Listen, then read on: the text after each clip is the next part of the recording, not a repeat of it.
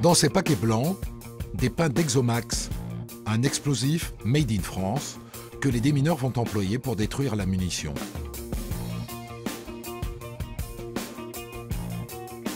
Mais pas question de tout éparpiller façon puzzle, les démineurs veulent provoquer le moins d'éclat possible. Donc en fait ici on va mettre de l'explosif, donc on va de 10 grammes à 30 grammes, là on mettra 30 grammes dessus. Ah ouais, à l'intérieur, cette partie en cuivre en fait va avec l'explosion, donc avec la chaleur, va se transformer en un dard qui va pénétrer à l'intérieur. Tout petit, je rêvais d'aider les autres. Sauver, secourir, protéger. Finalement, je suis journaliste et j'ai décidé d'aller à la rencontre de ces hommes et de ces femmes ordinaires qui exercent des métiers hors du commun. Me voilà avec les plongeurs démineurs de la Marine nationale. Bonjour, c'est Christophe Andelat, là, ça va sous l'eau? Ça va très bien, merci. Je pensais que les démineurs travaillaient dans les zones de guerre, en Irak ou en Afghanistan. Cela travaille essentiellement sur les côtes françaises. Vous êtes content d'y aller? À 22 h, dans l'eau froide? Travail. Ouais. En mer, les chasseurs de mines français découvrent quotidiennement des munitions qui datent des 2 guerres mondiales. 1 mètre, contact sur la gauche. Une LMB.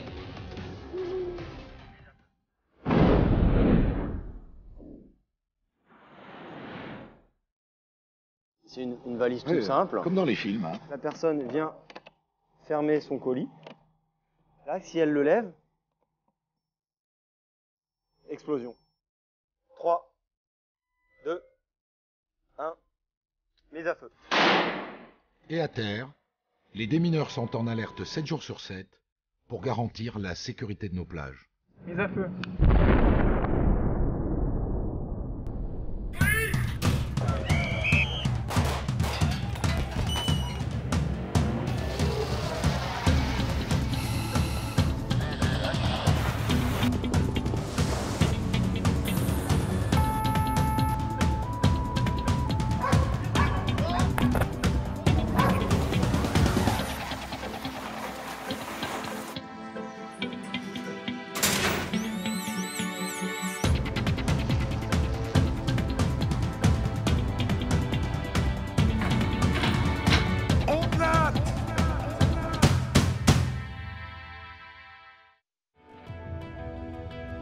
Mon aventure avec les plongeurs démineurs commence ici, dans le port du Havre.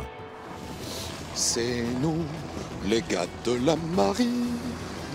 Quand on est dans l'école bleue, on n'a jamais froid aux yeux.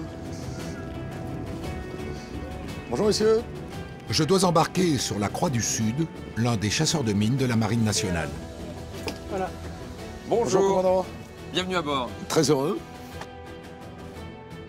Richard Revire, étonnant personnage, qui a commencé sa carrière comme psychologue dans le civil, puis dans la marine, avant de devenir plongeur démineur. Sur le départ? On est sur le départ, voilà. Mais vous n'êtes pas basé ici toute l'année? Pas du tout, là c'est juste une escale. C'est juste une escale. On est basé à Brest. D'accord, donc vous venez ici régulièrement pour... On vient ici, enfin, les chasseurs de mines ou d'autres bateaux de la Marine nationale viennent régulièrement en escale, mais nous c'est la 2e fois en 1 an, je crois. D'accord. La dernière fois c'était il y a 1 an à peu près. D'accord. Voilà. Afin que vous soyez dans une tenue plus confortable, je vais vous montrer votre poste. Oui, plus confortable, ça veut dire un uniforme. Exactement. Un homme averti en vaut 2. Je porte derrière l'oreille un patch contre le mal de mer, au cas où la météo nous jouerait des tours. Bonjour monsieur. Ah, bienvenue chez vous. Oh, c'est pas mal, hein? Non, c'est bien. Vous savez, je suis allé dans un sous-marin nucléaire, alors depuis, tout me semble confortable. Voilà, du coup, on est sur la taille un petit peu au-dessus. Ouais, carrément.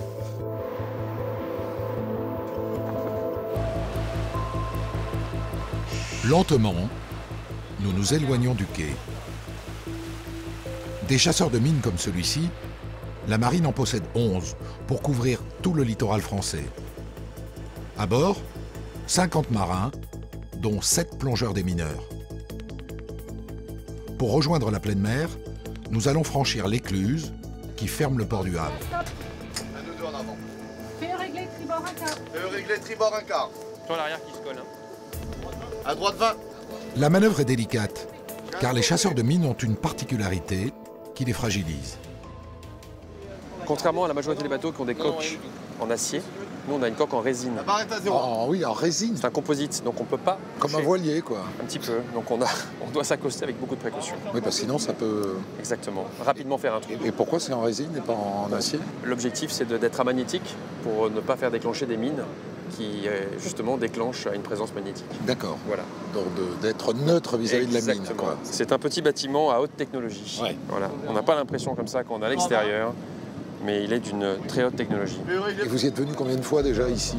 Alors en fait, les chasseurs de mines viennent tous les 6 mois, entre tous les 6 mois et tous les 2 ans, dans les différents ports d'intérêt nationaux. D'accord. Des ports qui présentent un intérêt économique. Ah, le but c'est le port, hein, là. Ben, le port et son accès, c'est-à-dire les chenaux également. On vérifie que les accès sont toujours libres et qu'il n'y a pas de danger potentiel pour permettre le transit maritime. D'accord. Ça rassure de savoir qu'il n'y a rien. Et de 6 mois en 6 mois, la situation évolue au point que des mines apparaissent qui n'étaient pas visibles. On est dans une région où il y a souvent de grosses tempêtes et il y a également de forts courants, ce qui veut dire que des bancs de sable bougent sous la mer et peuvent à un moment donné recouvrir une munition. Et 6 mois après, la munition peut être découverte. Ouais. Donc un premier chasseur de mine va passer, ne va rien voir. 6 mois après, il passe au même endroit et il va voir quelque chose. Donc c'est à vie, quoi. On peut le prendre ainsi. C'est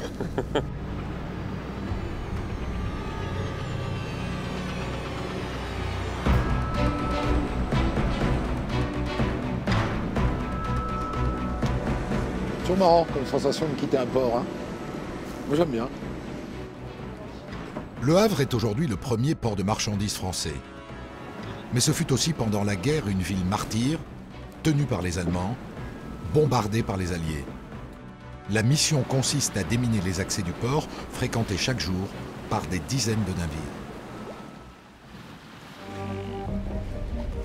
Pendant la guerre, des milliers de mines ont été mouillées par les nazis pour former un rempart à l'entrée des ports.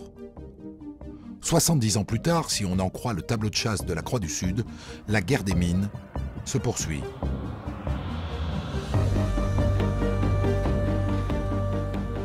Le point névralgique du bateau, c'est ici, le central opération.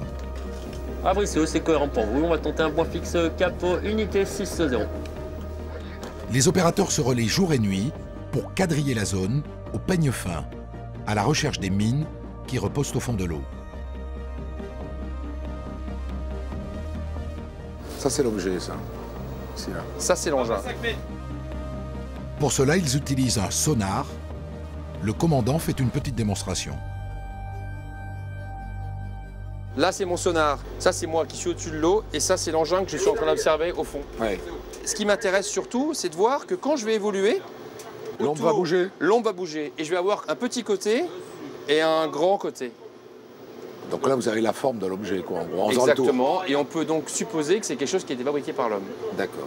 Et dans la mesure où on a un doute, on va donc aller maintenant identifier l'engin. Et c'est ce qu'on va aller voir. C'est-à-dire que dans un premier temps, on a donc détecté l'engin. Ouais. On l'a maintenant classifié, c'est-à-dire qu'on a commencé à s'intéresser de manière plus précise à sa forme. Ouais. Et maintenant, il faut qu'on aille le voir, parce qu'on n'a pas moyen de savoir, via nos instruments, si c'est réellement un engin explosif, ou si c'est un chauffe-eau, ou quelque chose qui pourrait... un bidon, voilà. Une voiture. Ou une voiture, voilà. Venez. Le sonar fait apparaître une forme suspecte au fond de l'eau. Il faut aller voir. À l'arrière, l'équipage s'affaire déjà. Ce petit sous-marin jaune s'appelle un pape, un poisson autopropulsé. Aucun homme à bord, juste une caméra étanche qui va renvoyer les images de l'objet en direct. C'est parti. Génial.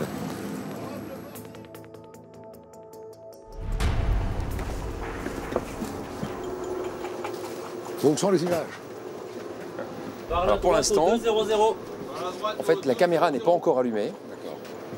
On sait juste dans quelle direction il va. Okay. En fait, c'est François qui est en train de lui donner toutes les directions. D'accord. Voilà. Pour l'instant, par contre, ce que je peux vous montrer, c'est que ça, c'est le bâtiment. Ouais. C'est la représentation physique du bâtiment. Ouais. Ça, c'est l'engin que nous allons aller voir. Ouais. L'objet que nous devons identifier. Supposée mine. Voilà. Et là, c'est le pape qui est en train de se diriger. D'accord. Et on va le voir arriver ici, bientôt. L'ombre est en train de descendre là. Regardez. C'est l'ombre de quoi ça? L'ombre du pape. Vous reconnaissez pas la forme? Oui, oui. Mais le pape est en dessous. Distance Il est en train de 40 descendre. Voilà. Super image, on dirait un petit sous-marin. Super. 5 mètres. Ah, c'est génial, hein. C'est fascinant. 4 mètres. 3 mètres. Ralentir. Prendre la posture de sauvegarde. 2 mètres. 1 mètre. Contact sur la gauche. Et ben voilà. C'est pas si gauche, Je crois que c'en est une. C'est rond, hein, on dirait un bidon. ça pourrait être pas mal. Tu fais le tour par la droite. Dans le pire des cas, c'est un fût. Ouais. Il y a un truc à la haut là.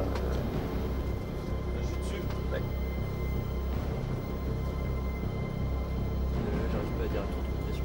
Non. Il y a un truc Ouais, là, recule. ici, là, il y a un organo, mais je vois pas ce que ça peut être. Bon, je crois que... Essaye de me faire... Ouais, voilà, recule comme ça. Voilà, parfait. Ah, ça, Ouais, essaye de stabiliser l'image là. Le commandant pense reconnaître un anneau de levage caractéristique d'une mine allemande. On dirait bien un cercle d'acier là, hein, avec des arêtes. Mais en fait, le problème est que ça peut être un... Un organo de levage. Voilà. Je sais pas trop ce que ça peut être. Bon, ben, on va envoyer les plongeurs. On va envoyer une plongée, les gars. Vous êtes content d'y aller? À 22h? Dans l'eau froide? Travail. Ouais. J'ai demandé si vous étiez content. La réponse, c'est notre travail. Oui, il n'y a strictement aucune heure. Ça peut être à 3h du matin. Exactement. Ouais. En fonction de notre mission, du temps qui nous est donné, des prévisions météorologiques qui peuvent nous limiter dans notre action, ben on profite de toutes les occasions pour travailler. Et là, notre principal ennemi aujourd'hui, c'est le courant. Voilà, donc en fait, on est obligé d'utiliser un certain créneau pour pouvoir plonger quand le courant nous permet de plonger. Là, il est favorable. Là, il est favorable, exactement. Comment on fait le briefing? Allez, go! Bonjour à tous. La plongée de ce soir, donc on a une plongée d'identification. 32 mètres max, 15 minutes de durée de travail. Ce que je vous demande pour la plongée, donc déjà c'est prendre des mesures exactes de l'engin, enfin si c'est un engin, et ensuite donc les paramètres d'environnement. Est-ce qu'il y a des questions, quelque chose? Non? C'est parti. Allez, bonne plongée, messieurs. derrière, plongeur pareil. Drôle de métier qui consiste à plonger en pleine nuit dans une eau à 7 degrés avec un équipement qui avoisine les 50 kilos.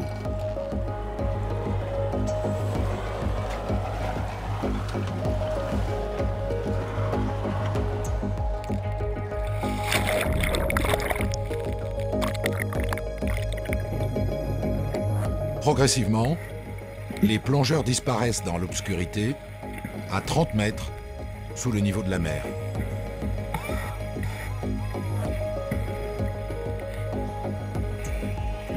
Et là maintenant, les plongeurs sont sur l'objet. Mais ils ne peuvent pas nous parler. Ils ne peuvent pas nous parler. On voit même presque les bulles qui sont en train de remonter là. Ouais. Vous voyez? Si c'est un bidon, qu'est-ce que vous faites? Vous le laissez Il ne faut pas se refaire avoir une fois. Donc là, si c'est un bidon, ben, on va l'enregistrer dans notre base de données pour que nos collègues qui vont venir dans 6 mois ou dans 2 ans Ne perdent pas de temps là. savent qu'à cet endroit-là, il y avait un bidon, qu'on est allé l'identifier et que donc justement s'ils le revoient, parce qu'il est peut-être recouvert par un banc de sable, Oui. c'est tout à fait possible, ben, s'ils le revoient, ben, qu'ils ne le réinterviennent pas dessus. Les plongeurs sont de retour. Leurs combinaisons sont censées les avoir protégés du froid, mais à peine revenus à bord, ils s'engouffrent dans leur douche.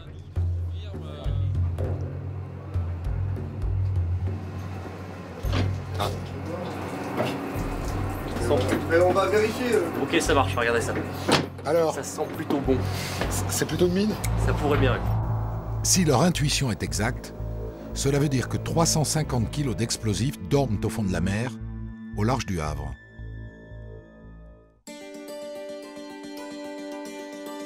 Ces plongeurs qui se jettent à l'eau en pleine nuit attisent ma curiosité. Leur apprentissage commence ici, au soleil, au large de Toulon, sur la presqu'île de Saint-Mandrier, à l'école de plongée de la Marine nationale. Messieurs, bonjour. Monsieur, comment? Vous allez bien? Très bien, bienvenue à l'école. Ça court, ça court. Toujours sur l'école, oui. Près de 500 militaires viennent ici se former à la plongée chaque année. La plupart d'entre eux seront en charge de l'entretien des coques de navires. D'autres apprendront le métier de nageur de combat et rejoindront les commandos marines. Mais ceux qui m'intéressent aujourd'hui sont les 40 élèves du cours de plongeur des mineurs. Waouh! Voici le plan d'eau de l'école de plongée. Et grâce au ce qu'on appelle les brise-lames, le vieux bâtiment que vous pouvez voir, on a un plan d'eau relativement calme par tout vent. Ah d'accord, ces vieux bateaux là, tout rouillés, ils sont là juste pour... Pour briser la mer créée par le vent. D'accord.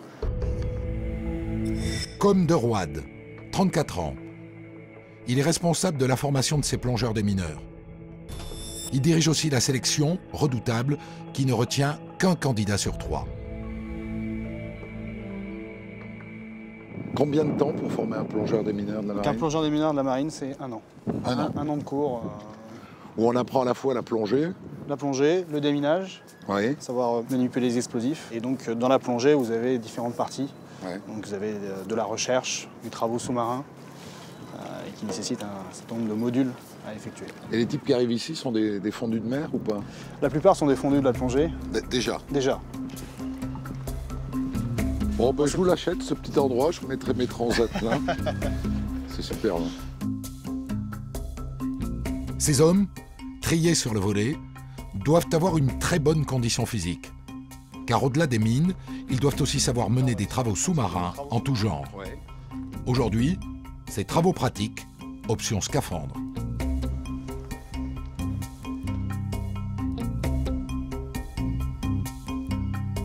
Ah oui.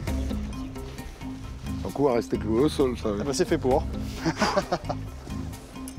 Voilà ce qu'on peut mettre sur la tête. Ouais, c'est vraiment... c'est lourd aussi. Hein. C'est lourd aussi, tout à fait. Mais ça va résister à la pression. On peut descendre à combien avec ça, en profondeur? On descend jusqu'à 60 mètres. 60 mètres sans Tout à problème. fait, sans problème. Le scaphandrier peut travailler sous l'eau durant des heures. Il respire grâce à ses tuyaux de couleur, le narguilé, sorte de cordon ombilical qui le relie à la surface. Ces hommes seront susceptibles d'intervenir sur des épaves ou de colmater des réservoirs de navires en perdition. Fermeture de la boîte de conserve. Clic-clac, c'est étanche. Casque mis en place. Ah puis là, il y a carrément des boules de pétanque. Hein. L'exercice du jour sera très concret, car il s'agit d'aller récupérer un morceau de la toiture de l'école au beau milieu du plan d'eau. Il y a quelques mois, il y a eu une grosse tempête qui a arraché le toit du bâtiment qui est juste à côté et qui maintenant ce toit se trouve au niveau du jalon qui se trouve là-bas. Vous ne l'avez pas disposé exprès? On ne l'a pas disposé exprès. Bon. C'est une transformation du réel? Exactement. Et qui sert à des fins de formation. Ah super. Au programme donc de ces travaux pratiques, découpage de tôle par 10 mètres de fond à l'aide de cette machine, une disqueuse, capable de fonctionner sous l'eau. Facile en surface, plus compliqué en profondeur. Et donc là, il attend quoi? Qu'une main se tende pour le prendre? Non, là il va descendre, là il a lâché la disqueuse. En fait, il se rapproche de la bouée qui met. Comme ça, le plongeur sur le fond, il sait que l'outil va descendre le long du jalon. Quoi. Le seul problème, c'est qu'en surface, vous voyez à 50 mètres, 100 mètres, 200 mètres. Sur le fond, au-delà de 5 mètres, vous ne voyez pas où est l'outil. Bon, c'est pour ça aussi qu'il est jaune. Non, voilà.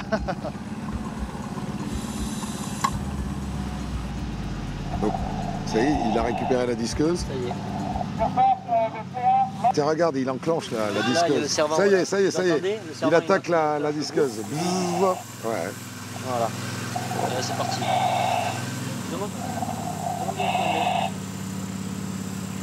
On l'entend un peu essoufflé, hein? Il travaille, hein? Vous pouvez lui parler? Oui, bien sûr. Faut parler fort. Oui, bonjour, c'est Christophe Andelat, là. Ça va, là, sous l'eau? Ça va très bien, merci. Ça marche bien, la machine, là? Elle fonctionne bien. Au-delà de leur future mission de service public, dans la formation de nos plongeurs des mineurs, il est surtout question de leurs objectifs militaires. Ma visite se poursuit sur les hauteurs de Saint-Mandrier, où l'école a rassemblé une bien étrange collection.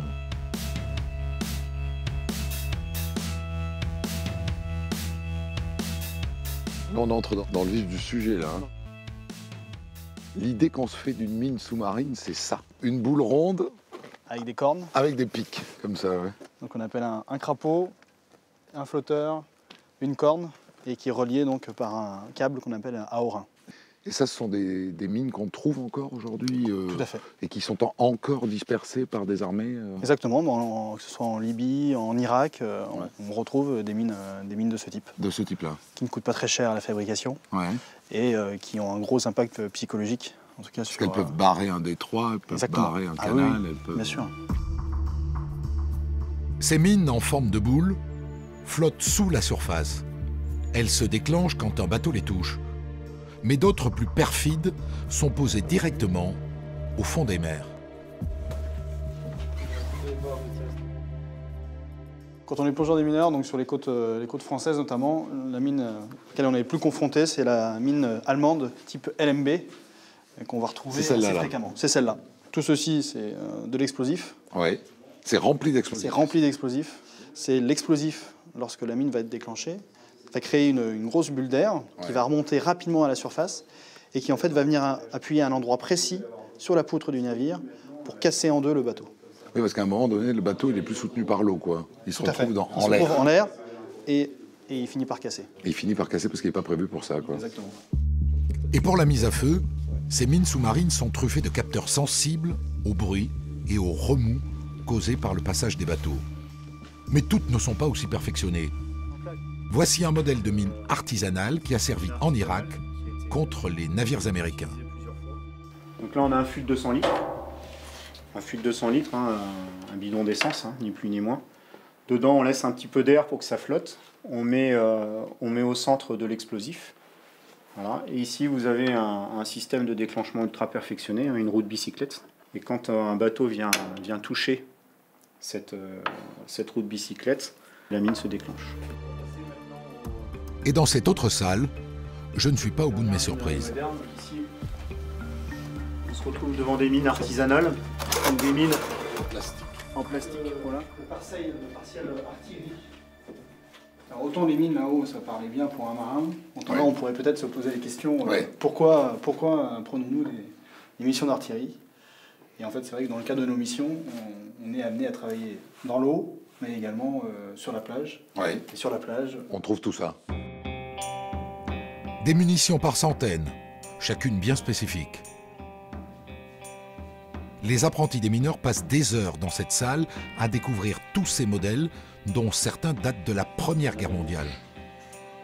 Et dans cette vitrine, les engins redoutés par les fantassins, les mines antipersonnelles.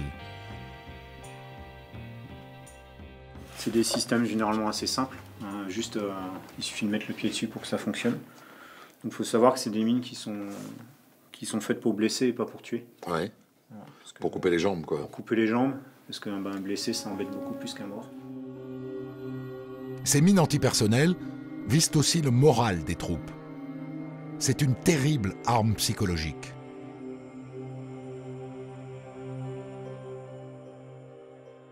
Ça, c'est du plastique, c'est absolument indétectable. Alors oui et non. C'est-à-dire qu'il y en a qui sont détectables, parce qu'il y a quand même des parties métalliques à l'intérieur, et il y en a qui sont spécialement indétectables, effectivement.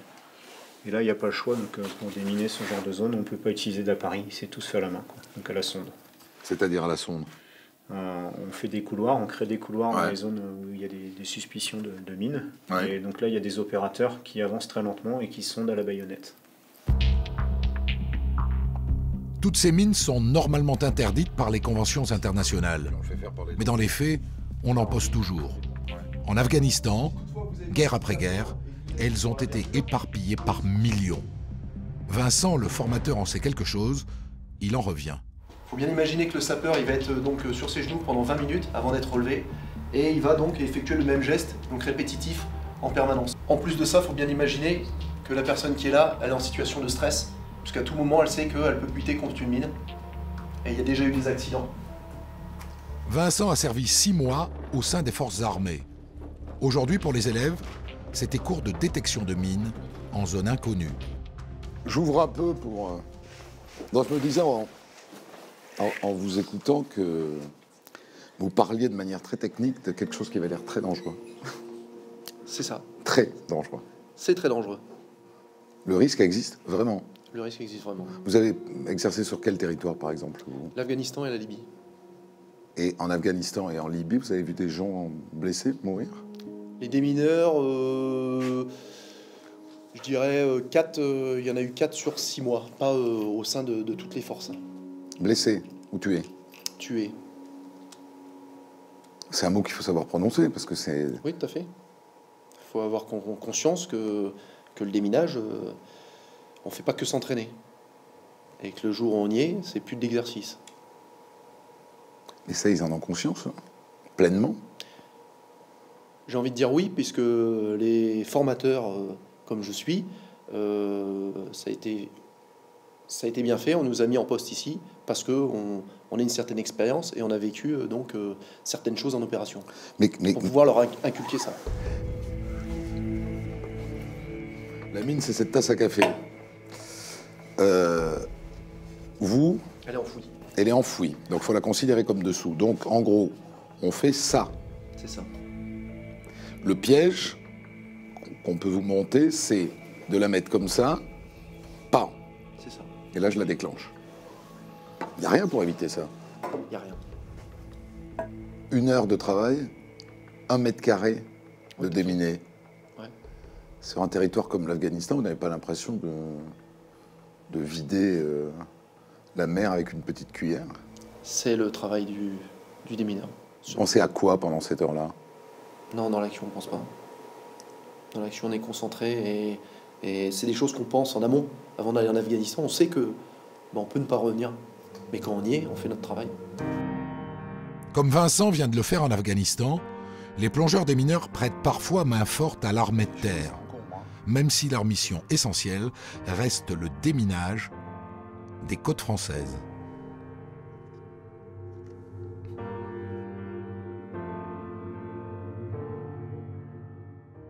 Mise à feu. Un petit éclat comme ça dans la tronche, il est mort. Donc là, on voit des piles. Et au-dessus, ça c'est l'explosif. Et maintenant, on a un colis piégé.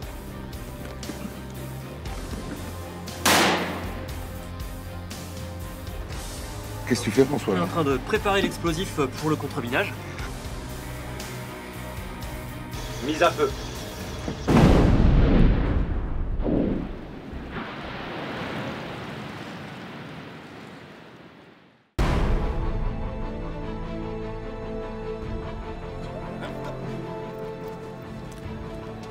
Me voilà au GPD de Brest, le groupe des plongeurs démineurs de la zone atlantique. Ils s'apprêtent à partir pour une plage à quelques kilomètres de Morlaix. Un promeneur vient de trouver un obus de mortier sur le sable. Le but, c'est que vous soyez réactif dans les combien de temps en fait? Dans les 2 heures, on peut partir dans les 2 heures. Une fois qu'on a l'ordre d'intervention qui tombe, on a 2 heures pour se préparer et partir de Brest. Donc à chaque tempête, vous êtes quasiment en alerte À chaque tempête, on est quasiment en alerte et pendant les gros coefficients, car sur l'Atlantique, la pêche à pied, lors des grandes marées, les gens se promènent beaucoup et on a des engins qui sont trouvés régulièrement. Cette année, plus de 2000 munitions ont été neutralisées par les plongeurs démineurs de la marine. Mais on pense que la majeure partie des engins tirés lors de la Seconde Guerre sont encore enfouis un peu partout sur terre et en mer. Régulièrement, au gré des marées, ils réapparaissent.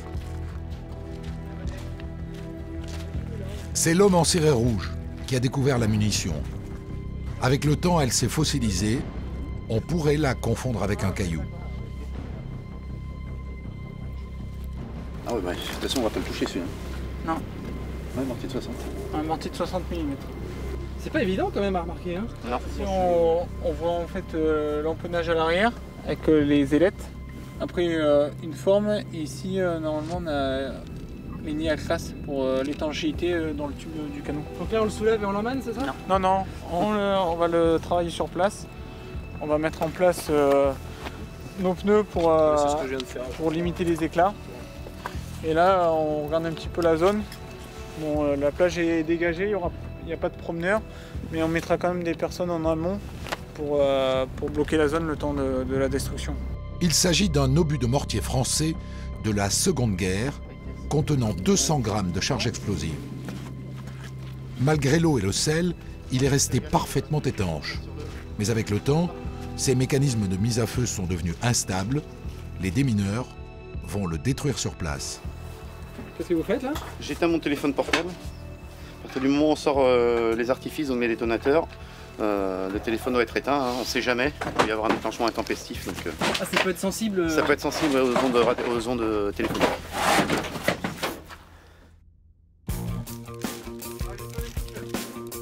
Dans ces paquets blancs, des pains d'Exomax, un explosif made in France que les démineurs vont employer pour détruire la munition.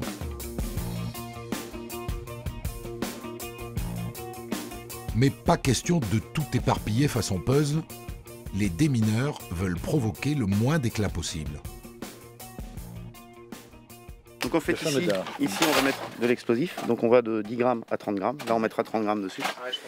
À l'intérieur, ça cette partie en cuir en fait va avec l'explosion, donc avec la chaleur, va se transformer en un dard qui va pénétrer à l'intérieur. Et ça perfore donc l'obus voilà. qu'on doit détruire. Ça perfore et la chaleur à l'intérieur normalement devrait le faire détonner. Mais on peut avoir des ratés, il peut claquer. Bah, l'avantage c'est qu'au lieu d'utiliser un pain de plastique ou un demi-pain, donc 250 grammes, là on part avec 30 grammes d'explosif. Économie. Sécurité. En fait c'est ça, économie après, c'est surtout au niveau de la sécurité, au niveau des rayons. Là on a une munition qui fait aux alentours de 200 grammes, si on rajoute 250 grammes, on risque d'agrandir les rayons de sécurité. Le rayon de sécurité, c'est la zone dans laquelle personne ne doit se trouver lorsque les démineurs interviennent. Et bien que la munition soit petite, le public devra se tenir à plus de 700 mètres. Un mortier de 60 francs. En fait, on va mettre un gars de chez nous, directement à la pointe au fond là-bas. Comme ça permettra de voir une approche de derrière. Et ce qu'il faudra surtout faire attention, on a vu qu'il y avait les chalands qui commençaient à tourner autour. Les chalands, les barges des ostréiculteurs qui commencent à arriver. La plage n'est pas aussi déserte qu'elle en a l'air. Le groupe des démineurs va devoir les prévenir par radio, car elles viennent de débarquer leur personnel. Pour ne pas perdre de temps, les préparatifs de la mise à feu ont déjà commencé et ces pneus vont servir de protection. Ça va faire un abri artificiel qui va permettre de réduire le nombre d'éclats qui pourraient être projetés lors de l'explosion. Donc là on va effectuer l'amorçage. Donc on va venir mettre en place le détonateur au contact de la charge.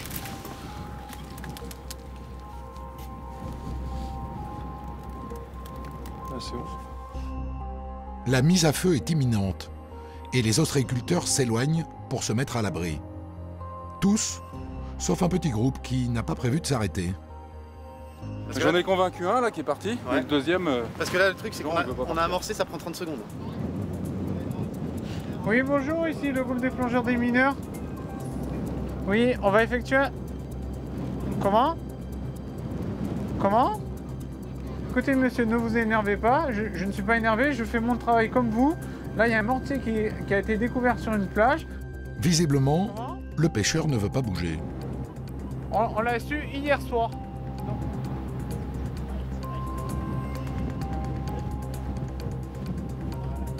J'appelle la gendarmerie, ils vont venir, et là vous ne pourrez pas travailler de la journée. Et je fais fermer toute la... Et là je fais... Écoutez monsieur, là je fais fermer la zone et vous ne pourrez pas travailler. Il m'a dit, vous avez été prévenu quand? Donc je lui ai expliqué qu'on était prévenu hier soir, on est arrivé ce matin pour intervenir au plus tôt pour éviter que quelqu'un joue avec. Et là il va dégager, il m'a dit... Têtus les Bretons, mais pas butés. Les barges s'éloignent et les démineurs vont pouvoir passer à l'action. À tous de groupe plongeurs des mineurs de l'Atlantique, nous allons effectuer un pétardement dans 3, 2, 1. Mise à feu.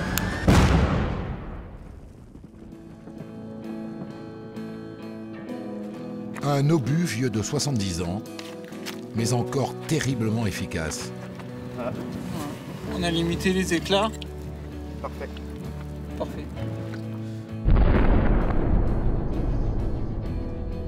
Faut-il rappeler que si vous découvrez une munition historique, il ne faut pas y toucher et appeler la mairie ou la gendarmerie. Un petit éclat comme ça dans la tronche, t'es mort. Donc voilà. Les pêcheurs sont les premières victimes de ces engins explosifs. En 2005, un navire de pêche hollandais a remonté une munition dans ses filets qui a explosé tout en touchant le pont et qui a fait 3 morts parmi les marins.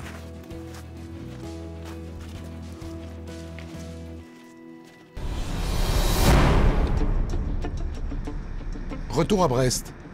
Ironie de l'histoire, c'est dans un ancien blocos que le groupe des plongeurs des mineurs a élu domicile. Aujourd'hui, ils doivent me montrer une autre facette de leur intervention, les colis piégés. Ça, c'est un colis piégé, ça? Tout à fait, tout à fait. C'est un colis d'exercice. Ça fait partie de notre formation. C'est typiquement le genre d'engin qu'ont des terroristes, quoi, hein. Nous, au même titre qu'on apprend à déminer et à neutraliser ces engins, pour connaître l'ennemi, on apprend aussi à les fabriquer. D'accord. Donc là, c'est une personne donc, de notre groupe qui a confectionné le colis avec lequel on va s'entraîner aujourd'hui. D'accord. Je peux la prendre? Vas-y, côté un peu Manix. Un attaché case, une valise. Les colis piégés par les terroristes sont souvent des objets ordinaires. Les passages, ça peut être un peu... Les plongeurs des mineurs ont tout le domaine maritime pour champ d'action. Ce sont eux, par exemple, qu'on appelle si on trouve un colis suspect sur un bateau de croisière. L'exercice peut commencer. Ouais.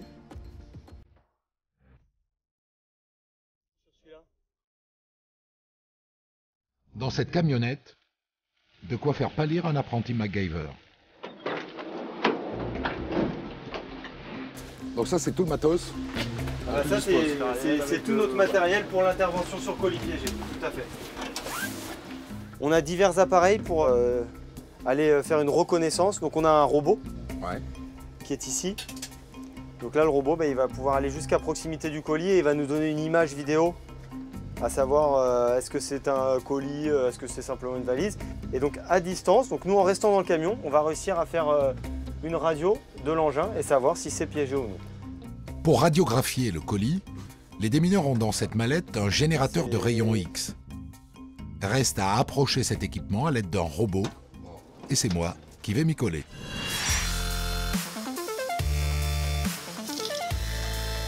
Ah merde, il faut que je suive. Ah oui, bah oui, là on a laissé le fil. Après ça fonctionne par radio, mais là pour s'entraîner on le laisse avec le fil.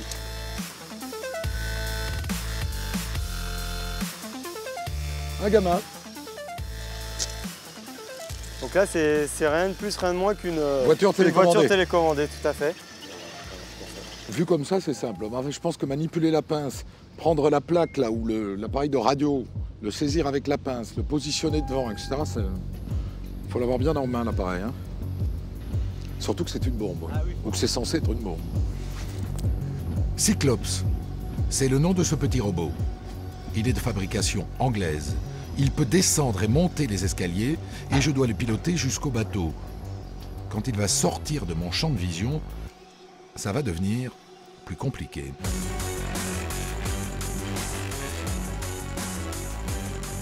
Le robot est équipé de 3 caméras. Malgré les images qu'il me renvoie, j'ai tout de même du mal à me représenter les lieux. Comme chez le radiologue, je dois intercaler le colis suspect entre cette plaque sensible au rayon X et le robot. C'est elle qui me permettra de voir ce que la valise contient. Voilà. Encore. Voilà. C'est bon. Là, t'es parfait. Donc là, on voit des piles. Là, tout ce qu'on voit, en fait, là, c'est le téléphone. Là, avec la partie, avec son appareil photo. On voit les circuits imprimés. Et au-dessus, ça, c'est l'explosif. Donc tout ça est relié par des fils. Donc on voit qu'il y a de l'explosif. Il y a des clous. Donc ça, c'est de la frag. C'est de la fragmentation pour faire du dégât, pour toucher des personnes. Donc là, la question se pose plus, quoi. Là, on avait une valise et maintenant, on a un colis piégé. D'accord. Donc là, il faut intervenir et au plus vite, parce que là, il y a danger. Pour neutraliser l'engin, les démineurs vont avoir recours à un canon à eau, un jodo. Le but n'est pas de faire exploser la valise, mais de séparer le dispositif de mise à feu. Dans ce tube métallique, 15 centilitres d'eau, pas plus, la moitié d'un verre. Propulsée à l'aide d'une cartouche, l'eau atteint une telle vitesse que la valise va se disloquer.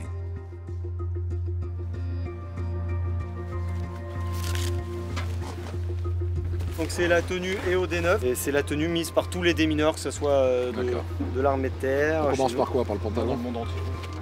Pour approcher du colis piégé, les démineurs utilisent cette tenue anti-éclat conçue pour résister aux déflagrations. Elle pèse près de 30 kg. Cédric m'aide à l'enfiler. Et là, c'est pas évident de s'asseoir. Hein. Et donc en fait avec cette tenue, il faut éviter de tomber parce qu'après, pour se relever, c'est compliqué. Ça va? Oui.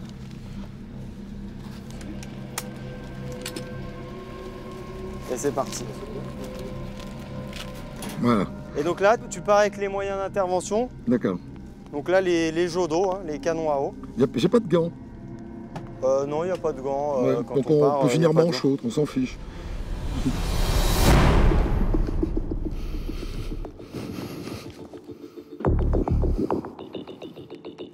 Ah, quel barda!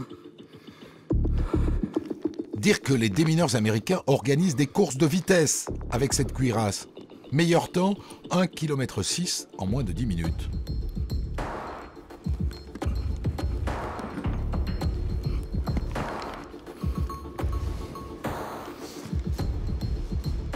Assis-toi. Ouais.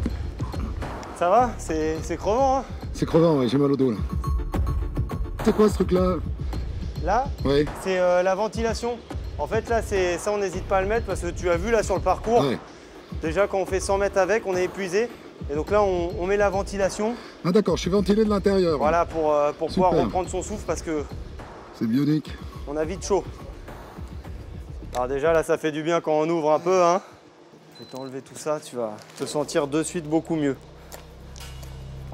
Hop, je retire le casque. Et voilà. On doit être hirsute. Oh.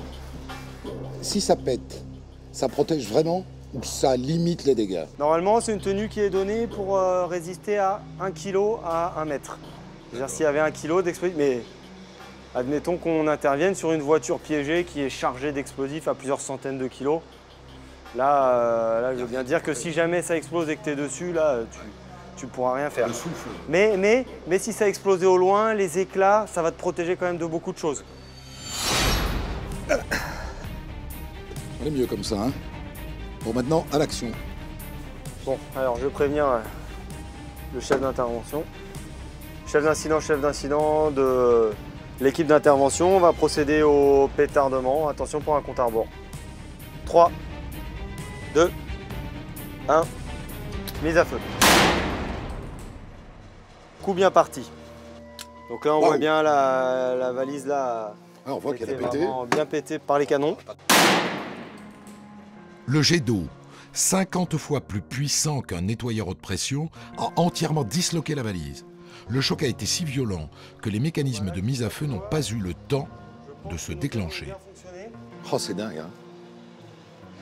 Le résultat, c'est un succès, c'est-à-dire que tous les éléments sont séparés. D'un côté, on a la source d'énergie, la pile. De l'autre côté, les explosifs. Et de l'autre côté, le moyen de déclenchement, donc ici le téléphone. Donc là, on vérifie juste qu'il n'y ait plus de danger. Et après, on dit à la gendarmerie de venir procéder à ces relevés. D'accord. Dans la carrière d'un plongeur des mineurs, les engins improvisés, comme ils les appellent, sont heureusement rares. L'essentiel de leurs interventions se passe au large, à la recherche des mines qui gisent au fond des mers.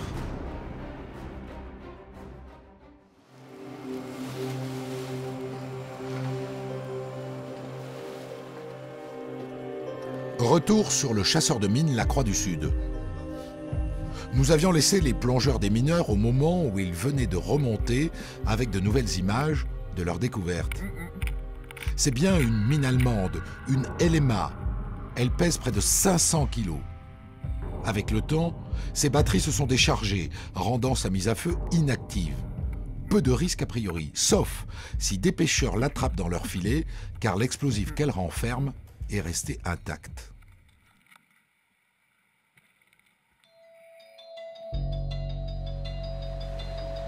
C'est à l'aube que vont débuter les opérations de pétardement. Donc pour les rayons de sécurité, on a pris 500 kg équivalent TNT. La taille de l'engin impose un rayon de sécurité d'au moins 500 mètres. Nous sommes au large du Havre et les bateaux naviguent à proximité. Une équipe est chargée de délimiter la zone.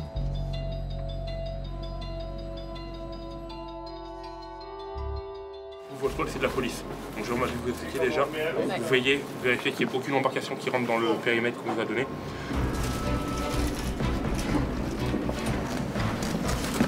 Qu'est-ce que tu fais, François? On est en train de préparer l'explosif pour le contreminage. Et donc c'est délivré par paquet de 500 grammes. Donc on va en faire une charge de 5 kg pour la poser au contact à l'issue.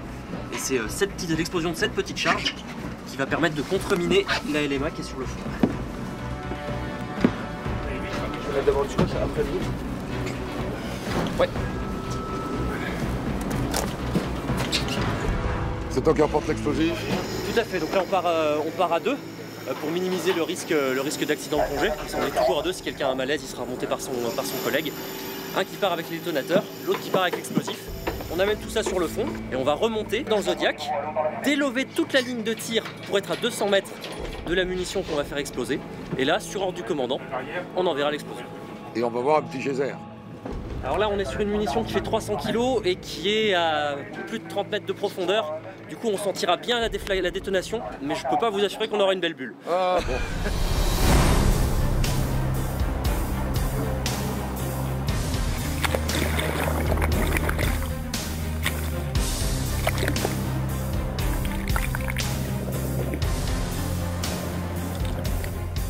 Les plongeurs doivent déposer les 5 kg de plastique au contact de la mine.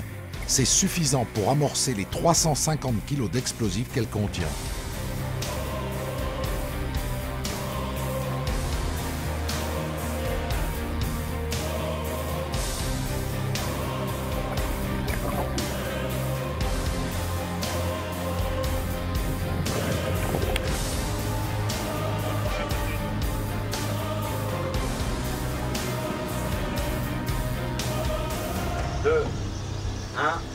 Mise à feu.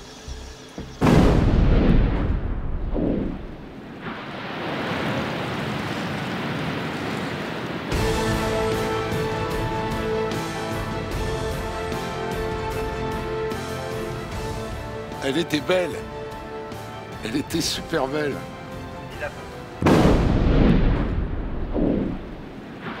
Cette mine n'était pas au milieu de nulle part, mais à quelques kilomètres de l'entrée du port du Havre. Et le nombre de bateaux que nous croisons nous rappelle que la mission des chasseurs de mines est toujours d'utilité publique.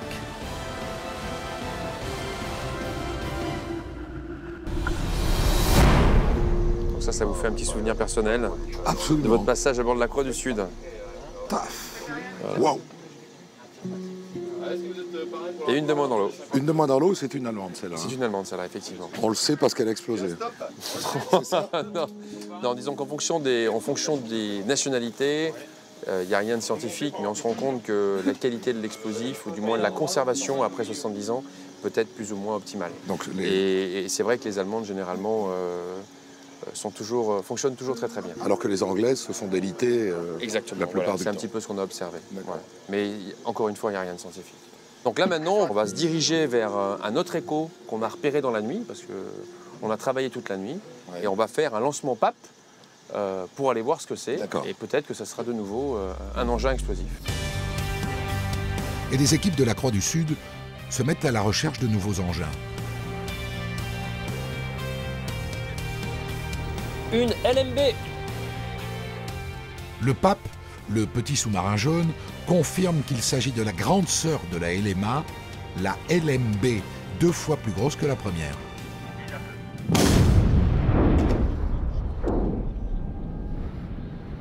Quelques heures plus tard, une nouvelle gerbe d'eau nous prouve que le déminage du littoral est encore loin d'être achevé. Merci. Je ne savais pas qu'il restait autant de mines de la Deuxième Guerre mondiale. Et je ne savais absolument pas que la Marine nationale envoyait quotidiennement des bateaux pour les repérer puis les détruire. Je pense qu'il y a plein de gens qui étaient dans mon cas. Donc, comme d'habitude, je sors moins idiot de cette expérience que je l'étais en arrivant. Il est temps pour moi de repartir vers de nouveaux horizons. Demain, ailleurs, j'ai rendez-vous avec d'autres hommes et d'autres femmes aux vies peu ordinaires.